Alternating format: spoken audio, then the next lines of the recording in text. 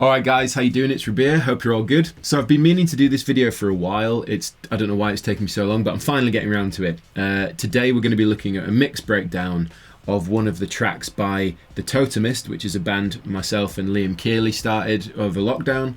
And we recorded an EP in a weekend and released it. The EP is called 2880. It's a 3-track EP. I mixed it myself. I'm really proud with the sound of the record. I feel like my mixing sort of took a step up after doing that, and I really enjoyed the process. So I wanted to break one of the mixes down for you, and I figured the best one to do would be DHW because it's both ambient and heavy and there's lots of layers and instrumentation going on. Figured it would be a fun one to have a look at. Just a quick disclaimer about this video: I don't claim to be a professional mixing engineer. This is something I love doing as a hobby. I love mixing music, and I felt like I'd gotten somewhere with this one, and people have asked for a mix breakdown, so I thought I'd share it with you. But at no point during this video take anything that I say to be the way it is, how you do it, because I don't know. I'm just learning as I go along, getting the results based on things that sound good to me. So this is more just this is what I did kind of video, not this is what you should do kind of video. I just need to let you know. Truth be told, I haven't opened this session since I bounced it out for mastering. I sort of closed it and that was the top and bottom of it. So I'm actually quite excited to remember what I'd been up to. But the way I want to do it is just go over a brief kind of like how I go about mixing and stuff, and then we'll go into each individual sort of channel, have a listen and see how it all makes up the final thing. So without further ado, here is a mix breakdown for DHW by the Totemist from the EP 2880. Alright, so you should be able to see a screen grab now of my computer. I've opened up the session for DHW. Just to fill you in on how we recorded it, we hired the studio for a weekend, wrote the material, recorded it. So I knew I was going to record guitars, bass and layers at home. I just wanted to get the drums down. So what we did was, obviously after writing it and realised we want to track it, we recorded it maybe 3 or 4 times, and then I sort of comped it out of those 3 or 4 takes. But it was sort of live, if that makes sense. And you know, we played the song from start to finish, both guitar and drums live, and then I just sort of took bits that I liked. But overall, as you can see, it's a fairly big chunks of performance, so it wasn't like we comped it within an inch of its life. And also there's a bunch of strip silencing here as well. So that's how we did the drums. I recorded the rest of things at home. We're looking at 49 tracks, which is cool. That's actually not too bad, I'd say. 49 tracks is all right. That includes buses as well, which we'll get onto in a second. Generally I like to, you know, group things and then send them to a master bus and then use that and automate that to essentially get my mix after the fact. So if I go ahead and hit automation mode, you can see here all the automation lanes that I've got going on. So there's a bit happening on the drums individually, and then you can see here these are buses, so like my heavy guitar bus, my clean guitar bus, parallel drum compression, and I'm just automating all of this, the different volumes throughout the song, to give it, you know, dynamic. You can see there's a bit here going on with tele effects and all the rest of it. Lots of stuff happening, so that's really cool. And generally that's how I like to mix. I like to get everything sounding good, get it all into sort of master channels where I can affect the whole group, and then just automate things throughout the song. I think that's a really nice way of doing it. So that's basically the top and bottom of the session and my approach to mixing it. So if I go into my tracks, well, let's just have a quick listen first, see how it's sounding. Let's just jump over here and see what happens. What we got happening here. So this is the drum feedback.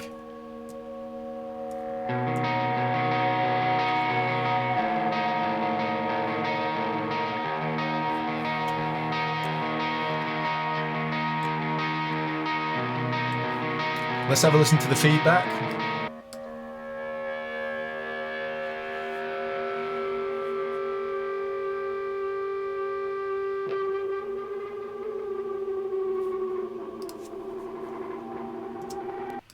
Just to give you an idea of what that was, those are, as you can see here, overhead mic, room mic, drum, Liam's EAD, Yamaha EAD, drum ambient mic thing, and the guitar mics. And what I'd done is just gone in the room and just recorded a bunch of feedback from my pedal board. And then we wanted to use it as layers. It's super cool. I mean, if you've got a nice vibey room with your cabs mic'd up and everything's rigged, you may as well capture things that you can't easily do at home. Like, to get that kind of feedback, you need a loud amp in a room with a guitar to make it really work, which is what you can hear. I mean, that was, the cab was, you know, the amp was blasting.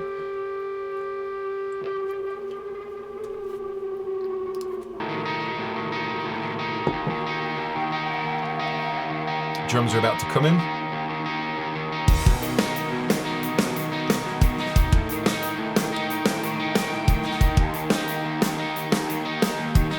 Let's have a listen to the drums.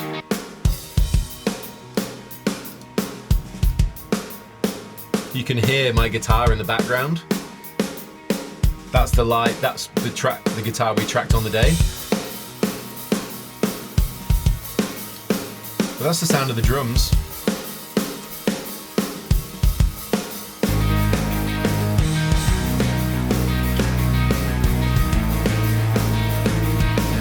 So let's just go in now and have a little look at what the drums are doing. I think it's important in terms of how I'd got the tone of the drums. Now, bearing in mind I'm sending them to different places. Obviously, you can see here I'm setting the output to bus 2, meaning that that's my sort of master bus here. Parallel compression, you can see here in the pink. I've got the drum room here. I've got the trash bus, which I want to talk about. It's a really, really useful thing. I've also set the output of the room and the trash bus to the drum master, whereas the parallel compression is going straight to the stereo out, meaning it's running in parallel. I'm not throwing it into the master drum bus pot. So if I go ahead and solo the drums, the master drum bus, what we're going to hear here is all the individual drum mics. We're also going to hear the room, and we're going to hear the trash bus. So if I go ahead and solo the parallel as well, take it back out, just loses a little bit of body.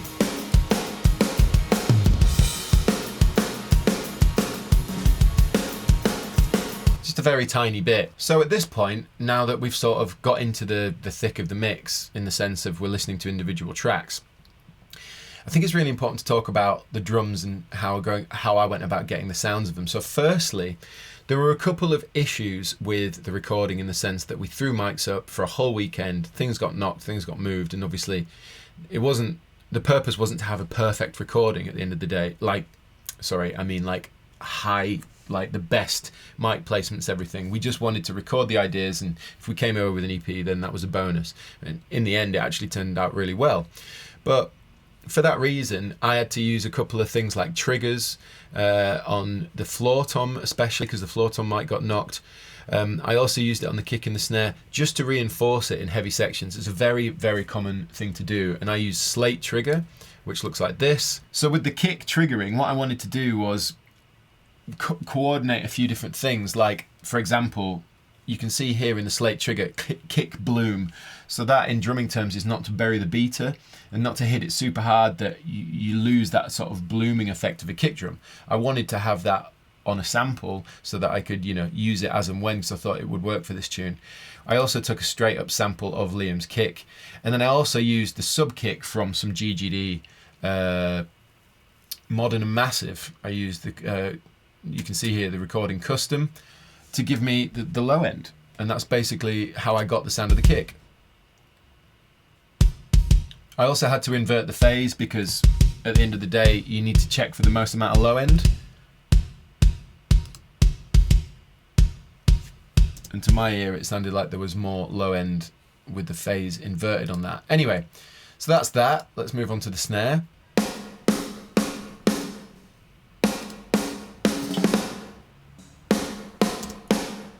Right, so I used quite a nice blend of snares here, because again, I wanted to make sure that I was getting the right amount of body and sound from the snare in the heaviest sections. So let's have a listen to the snare without the samples.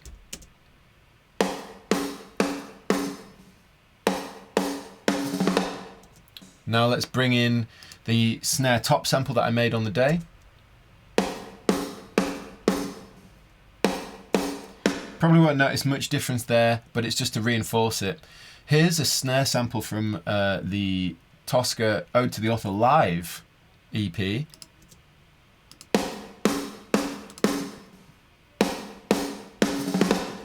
Just adds a bit of fatness there. And then I also used a GGD Pearl reference brass snare as well. Just gives it a little bit of definition and attack in the top. And you can see I've mixed the whole thing to have about 60% blend there. So in total.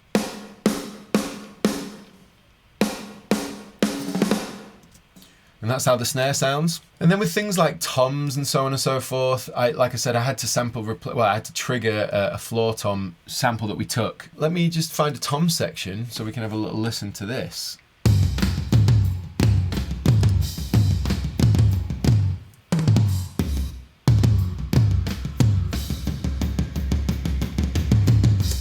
So I wanted them to be quite boomy and thick, and then I wanted to get the definition of them from things like the overheads.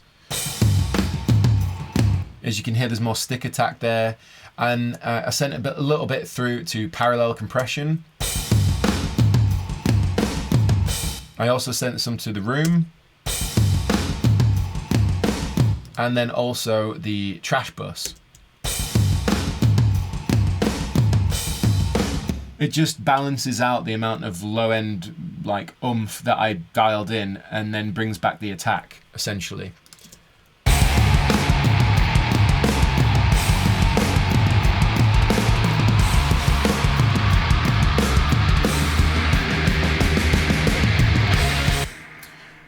So we're getting there. So I've kind of given you an idea of the drums, but before we move on, I just need to go over a couple of things.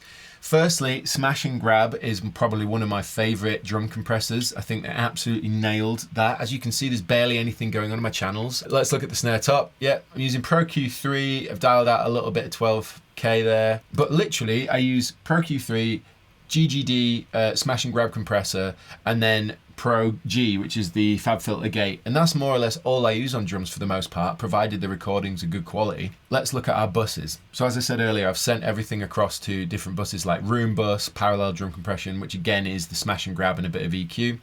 And then let's have a look at the room. So I'm using a universal audio plugin called RealVerb Pro, and it's really cool here because you can change the material ratios. So if I go,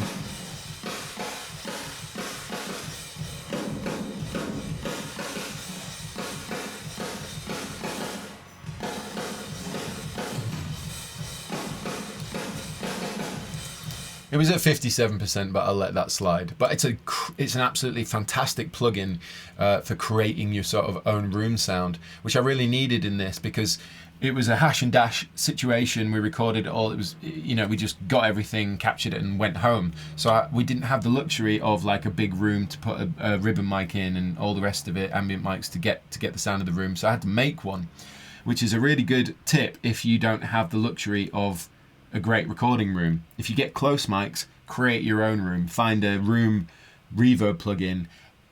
Get the sound you like. Just send your drums to a bus, like I've done here.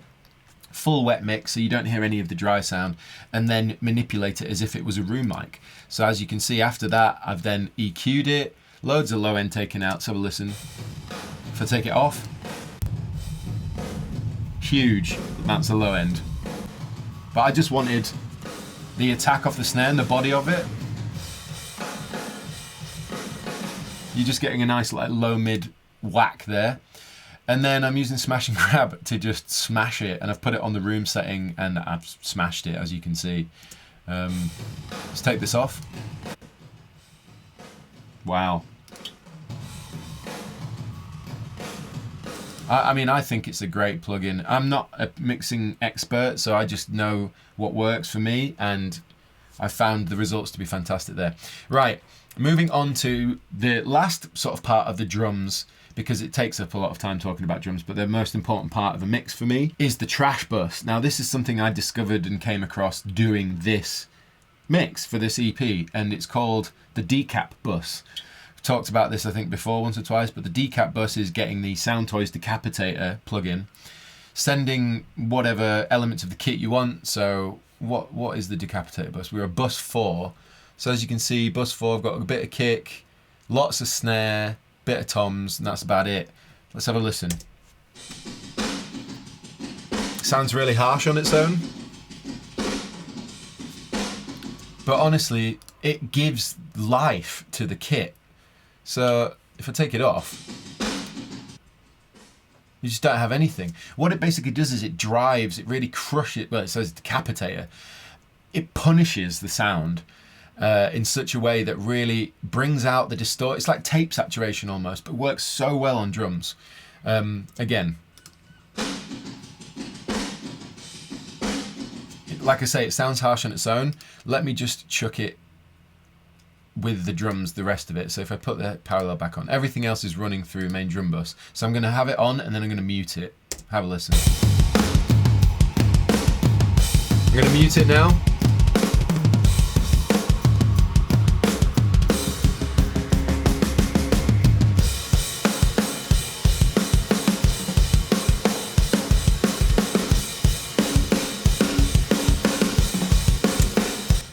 Now that might sound quite exaggerated on its own.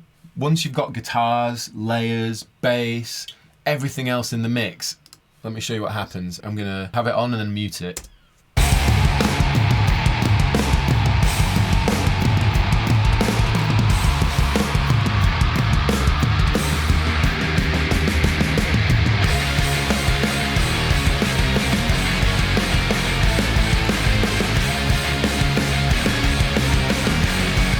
Gives space to the drums. It allows them to have their own place where you can still hear the decay of the snare. It doesn't just become a transient, which I think is absolutely awesome. And I will swear by the decapitator bus going forward with all my drum mixing. So hopefully you guys are still with me. We've just taken a look at all the drums, and now I want to start looking at things like guitars, bass and layers. Just to summarize, you get your drum tones sounding nice, and then you want to send them all to specific places, such as a room reverb if you don't have a good room recording, parallel compression, a master drum bus where everything goes to the master and then you affect everything as a whole, and then finally a decap bus, a decapitator bus, or a tape saturation or distortion bus mainly for your snare and things to get more of a decay. And you want to blend that in with your room, find a place where it sounds like the drums are all one sound. And yeah, basically automation. In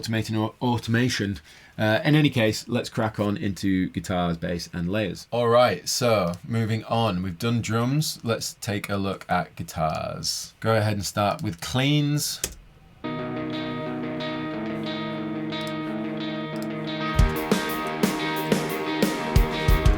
So, as you can see here when the song starts, that's actually the guitar that I used on the day. That's actually the keeping guitar that I decided to keep, that guitar that we recorded at the studio.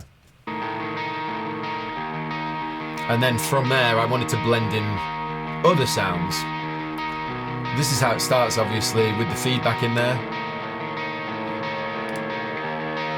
Nothing else is going on at this point, as you can hear. And then the next thing I'm bringing in is the Gretsch cleans. This is the Gretsch Penguin. Let's have a listen to how it sounds.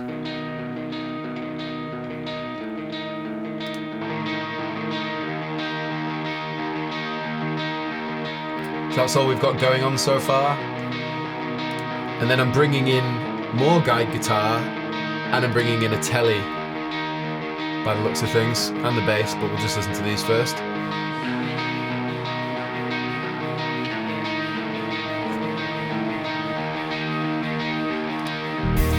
You can hear the drums going off on the guitar mics, but all right, let's have a listen to these. Ooh, cheeky bit of phaser on there.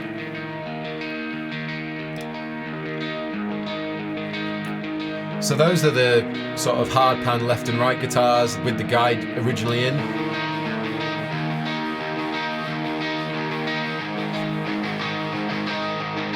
So that's the kind of sound of the clean guitars. Just to let you guys know, in case you didn't know that, everything, all the guitar tones except for the guide guitar, all the guitar tones and bass was recorded with the Quad Cortex. I didn't actually do any amps on this EP at all, except for the guide guitar. It was just a really good way to work. In any case, those are the kind of main clean guitars. Now let's have a listen to some of these layers. Let's keep one in. So.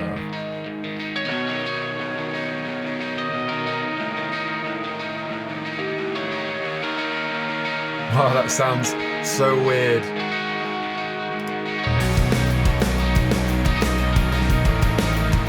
So this particular channel here, I use the Mobius with a Destroyer. And that gives that siren effect, as you can hear. And then we've got my harmonics.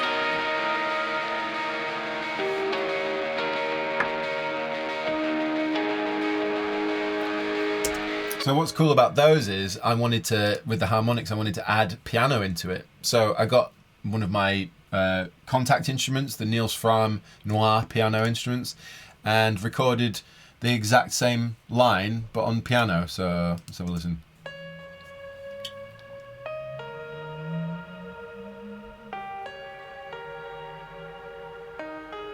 And then with this in the mix.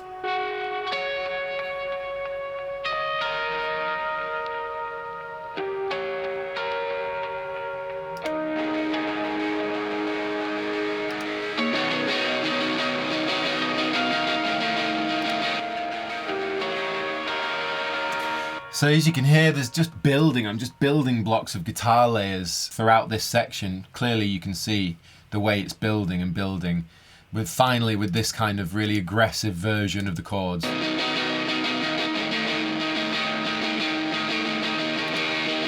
And then on the other side, I had the Les Paul doing some like shoegazy stuff. Let's have a listen.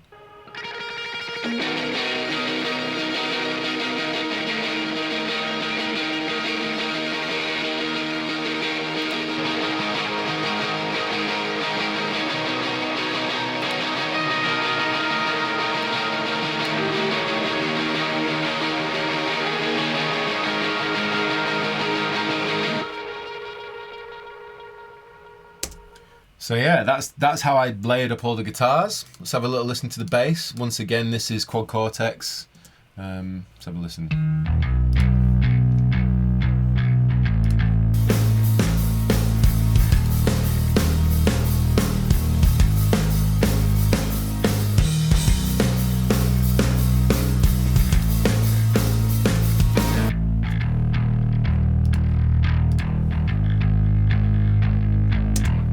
So, how did I get the bass? Basically, I blended an orange Thunderverb amp in the QC with the Microtubes 900 in the QC, blended two cabs together, so I had like a thick, heavy low end and then like a really honky mid-range, and blend the two. So that's what I did there from the QC, and then into Logic, and again, we've got EQ, a little bit of like a low howly frequency around 200 Hertz. So let's have a little listen to see what that sounds like. If I take it out,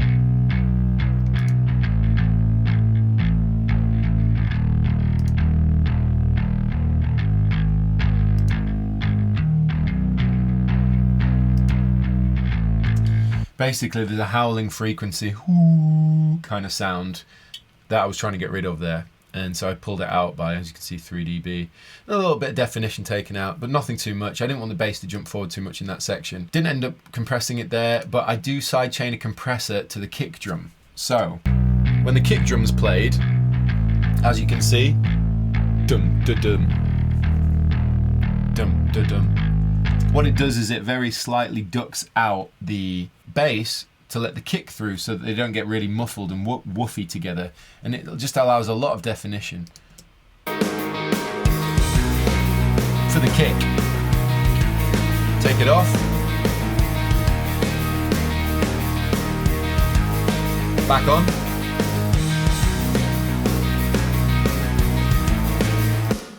hopefully you could hear that. It just lets it jump forward. So that's the kind of clean tone, but let's give you some dirty heavy bass, because I really like the heavy bass tone. So we got two different fuzz tones. So we got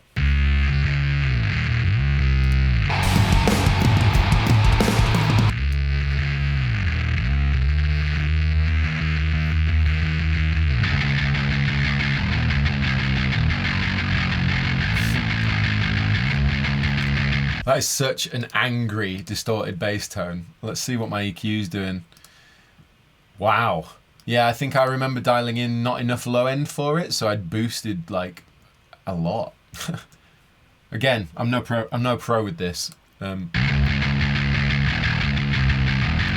I can see I've added 1.5K roughly, some around 4, I've ducked out some mid, and again the howling frequency here, just to let it, these are all measures to just allow it to push through the mix in the right way, so you can hear the pick attack, or you can hear like the quality of the distortion. But have a listen.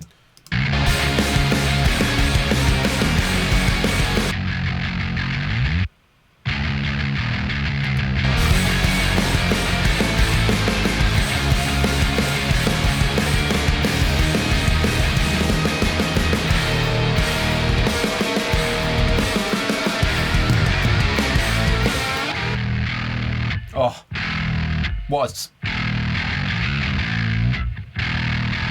I love that bass tone. When you hear the rattle of the string against the fretboard, it's so sick.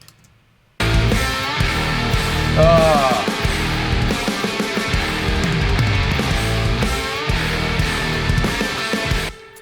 I get heavily into that section. So the next thing I want to show you, after we've looked at layers, we looked at the cleaner guitar stuff and how I've gone about getting the sound, but let's just quickly look at what the Moog's doing. So this is the Moog.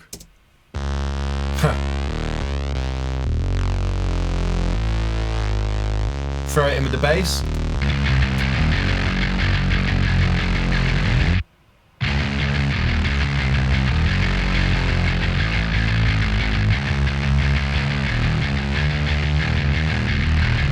So when the two are together, like on their own, you hear how the Moog's got way more like mid, like low mid, but then when you throw the bass in,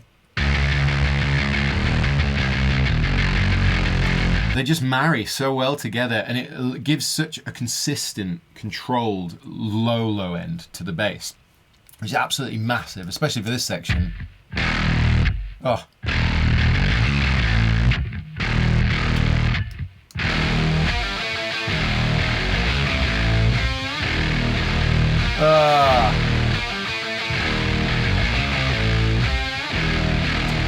Oh, so good. I love having Moog on there. Like, honestly, if you don't do that in your own mixes, I highly recommend trying it. Use a synth plugin or whatever, and just get like that kind of distorted, sawtooth kind of bass. Is it sawtooth? It's just so good underneath heavy riffs. Right, we're nearly there. So now we're going to look at the heavy sounds real quickly in this section.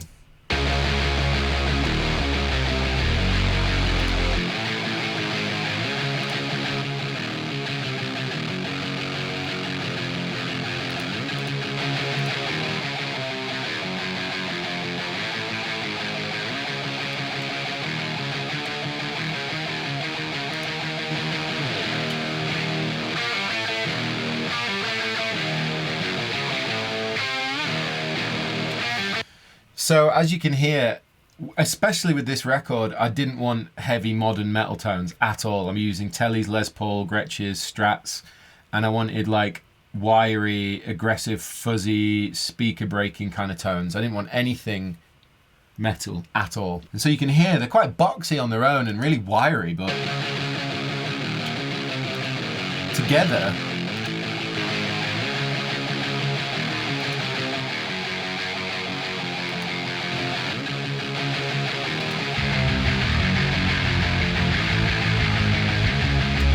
they just sound really good. They sound really like mid-focused rock tones, you know, like, but aggressive, you know, at the same time. Let's have a little listen to, so that's the heavy tones, again, quad cortex, and I think I use things like Plexi, I think I used a Friedman of some description, things like tube screamers and whatever, and fuzzes, OD250, I used my Fat B, and basically just tried to get these like gnarly kind of MIDI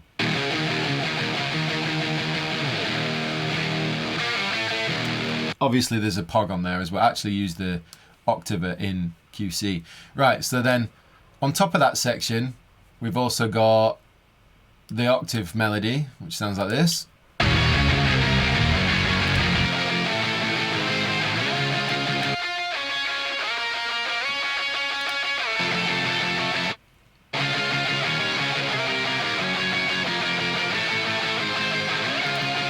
And then let's just have a listen to this very bottom telly track. I think this is a thickener.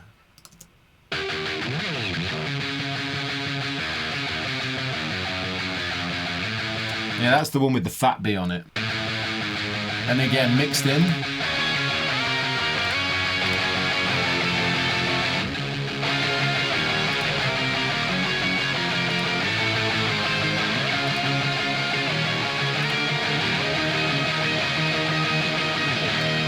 So you can hear it's adding a bit more chunk to the low mid range. If there was ever a kind of guitar solo in this song, which there isn't, but it's basically this. I did a bunch of improv and then I sort of pieced something that I thought worked together. So let me show you what it sounds like.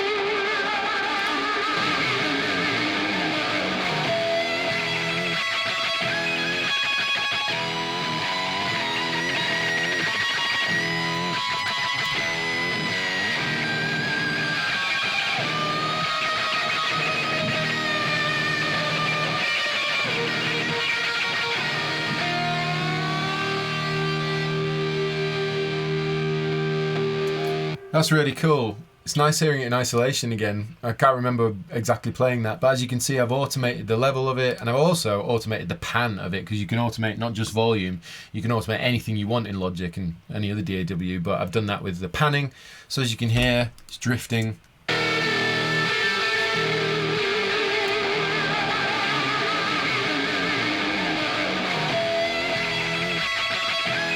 We can make it go even further.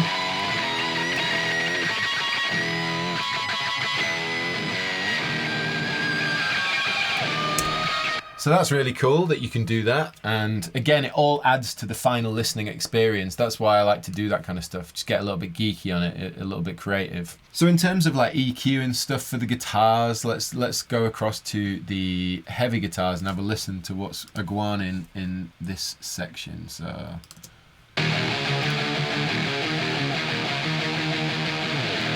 very simple, some EQ and compression. I've pulled out a bit of body. That will have been to make way for bass, and here I've added a bit of presence.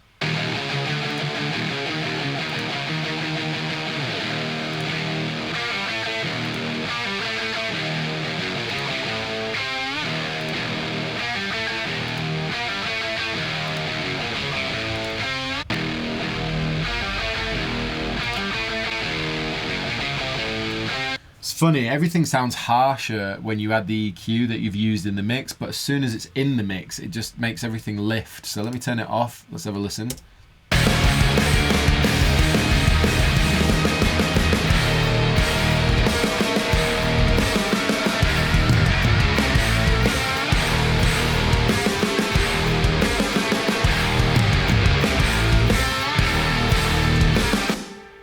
It's all little adjustments that create the bigger picture. Every time I do this kind of thing and you A/B it, you go, wow, it really does. It's the tiniest thing.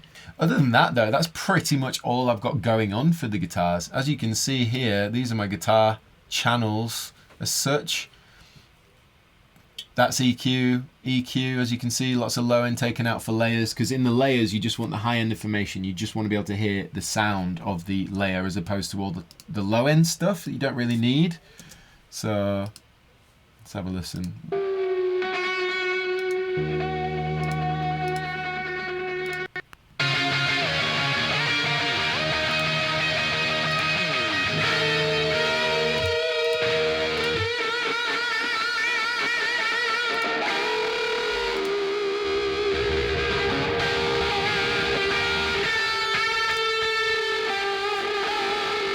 See the amount of low end I've taken out. It isn't needed there because we've got so much guitar, bass, everything else taking up all this area.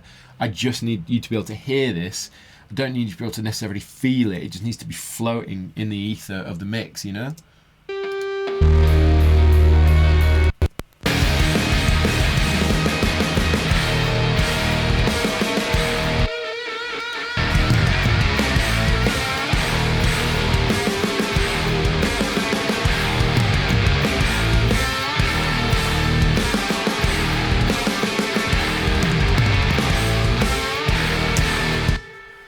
So yeah, that pretty much takes us through all the kind of guitars and layerings again, and then at the very end here there's a couple of nice things that you might not have noticed on the recording if you listen to it, but where it comes in.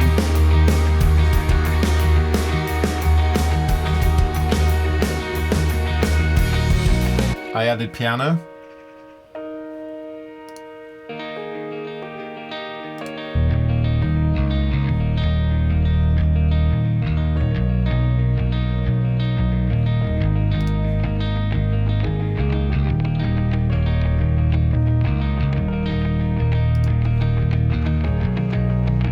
Lots of like rhythmic layers happening on top of feedback, just to give the end of the song resolution and something interesting to happen after all that dirty filth riffage.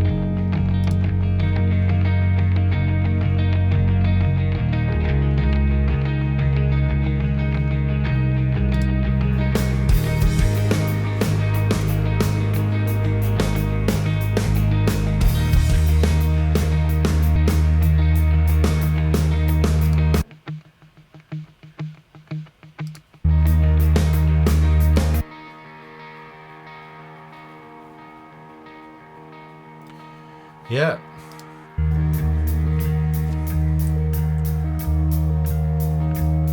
Well, there you go. I think I've gone over every element of the mix at this point. I don't think I've missed anything out. I wanted to just cover the main things that I did to get the sound of this record, and I think a lot of it was down to the fact we tracked it live. There was a lot of energy there.